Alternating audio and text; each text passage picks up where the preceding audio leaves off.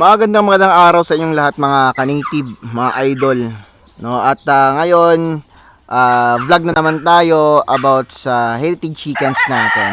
Yan, no? Heritage chickens, may nag-comment kasi sa comment section natin na magastos daw mag-alaga ng native chicken. So, ng heritage chicken. So, pag-usapan natin 'yan dahil ilang taon ako sa pag-aalaga ng native chicken at saka heritage chicken. Yan. Yun nga, pag-usapan natin yung mga na-experience natin at sa mga Giants chicken. Yan. So, pag-usapan din natin. Heritage chicken, dito tayo mauuna. Magastos siya. Yan. Sure yan kung marami kang manok, no? Pero kung konti lang naman yung manok mo, tama lang, no? Ang heritage chickens kasi, no, yung lalaki, malakas mangitlo, malakas din kumain kasi nga mas mabigat sila kung ikukumpara natin sa native chicken, which is yung mga darag. Yan, darag, same lang yung darag dito sa mga ganitong klaseng manok, na kumakain ng 70 to 80 grams per head per day. So same lang din po yung sa darag, no, kasi nga same lang naman sila ng katawan. Dito lang, per cup po yung feeder namin, nakakapo yan, naka 40 grams. So, every meal, binibigay namin dito, plus 1 lang kami. Kasi kapag nag plus 2 na, yan, halimbawa, ilang heads yung manok dito, yan, halimbawa, 6 kada kwarto. So, plus 1, bali 7 cups. So, nasa 280 grams per head, per kwarto, yan, per day, per meal, yan, times 2. Kasi nga, 2 beses sila napapakain. So, ngayon, dahil nga nakakwarto na sila, kailangan namin maobserbahan yung kanilang ganang kumain at dapat naka-diet din. Kasi kapag marami, kailangan nyo ng only feeding. Kasi may mga manok dyan, kapag maraming manok sa isang breeding range, yan, may mga manok dyan na sobrang takaw. Pero kapag nakakwarto, dito natin malalaman kung sino yung malakas kumain tsaka mahinang kumain. So mga ito, nasa taas sila, possible na busog na.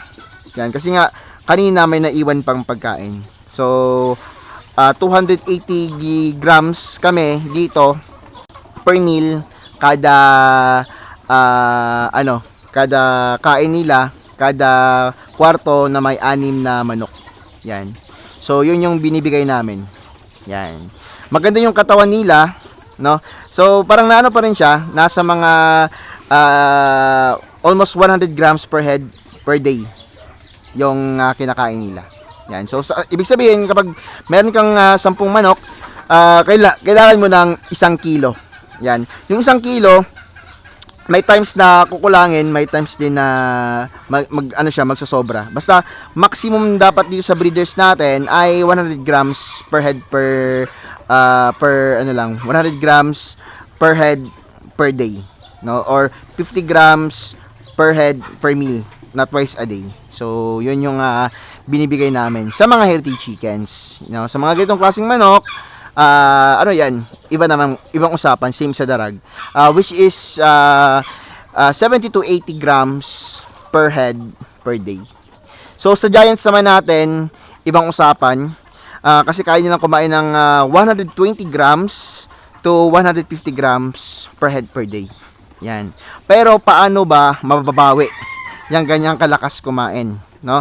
So dito sa heritage chickens natin, kahit malakas siyang kumain, para sa akin, no, mas mabilis siyang worth it, no, kung ikukumpara mo sa native chicken, no? Dahil mas mabilis silang lumaki, yan, no? Higit pa doon, mas malakas silang mangitlog. Mas marami silang napuproduce, mas malakas silang mangitlog, yan, no? At mas mabilis silang lumaki. Yan, kaya worth it magbigay ng mas maraming patuka kung ikukumpara mo sa mga native chickens natin na medyo mabagal mangitlog, no? Kapag naabot na nila yung 8 to 12 eggs, may chance na silang maglimlim, magiging broody. So, stop na yun sa pangingitlog. Yun yung problema. Dito, kapag kinukuha lang natin yung itlog nila, hindi sila naglilimlim, no? Pero ang manok ay maglilimlim talaga, no? Kasi nga natural sa manok 'yon. Lalong-lalo na itong mga Rhode Island Red lang, hindi sila mangingitlog kung kinukuha palagi yung kanilang itlog. Yun yung napapansin ko. Pero kapag isa lang siya, no, or konti lang sila sa isang kulungan, yung itlog po na iyon ay lilimliman talaga ng Rhode Island Red. Kasi marami na akong buyer na hindi nag-incubate, konti lang yung binili nila sa akin, naglimlim. Which is, naobserbahan ko na rin dati, may mga Rhode Island Red ako na broody talaga. Yan. So, ganun po yun, no? Sa Shamo naman, mga Giants, mas mahal kasi sila. So, mas okay lang, mas worth it din na magbigay ng 120 grams, pinaka-maximum 150 grams per head per day, no? Ganun po yun kumain yung mga alaga nating Giants. Yan. Pero iba yung presyo, no? Parang one time big time sila. Dahil nga for show lang naman sila. Dito sa Mindanao, sa area namin, madaming bumibili. Kaya nagkakaubusan din sa akin. Itong mga andito mga Giants na ito, soon to be breeders natin. Yan, no? May mga pangsayaw din tayo dito. Kung napapansin nyo, may Black Australorp din. Ano yan? Halo-halo yan sila. Pero hindi yan sila, yung itlog nila hindi po namin yan kinukuha, no? Kinukonsumo lang. Kasi nga, hindi talaga sila for breeding. Kasi nga, hindi pa ready. Yan. Bago kung maging ready na sila, yun, ipa-finalize na namin yung kanilang itlog. Yan. At imamarkingan. So, yun po yung aming breeding dito. Yan. Kung halimbawa man lang, may mangitlog doon sa aming naka-range, yan, 1 week to 2 weeks talaga yan, yung itlog nila, for consumption lang, no? Hindi po yan i-incubate. Yan. Para wala pong mga ibang maghalo, no? Or walang nag-breed na wala sa aming plano. So, lahat ng breeding dito sa ngayon ay nakaplano. Except lang sa mga pangkonsumo namin. Which is, merong mga nakakagala dito na manok, no?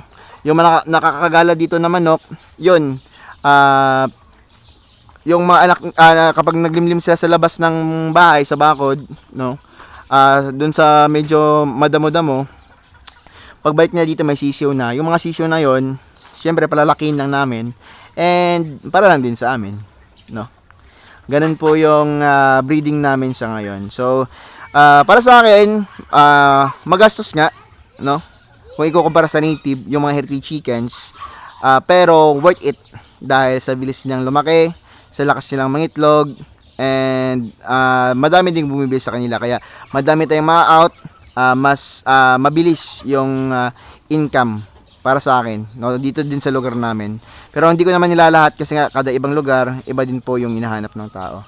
Pero dito sa lugar namin, Rhode Island yung mas mabilis talaga yung kita. So, yun lang po mga kaniti. Maraming salamat po sa panonood ninyo.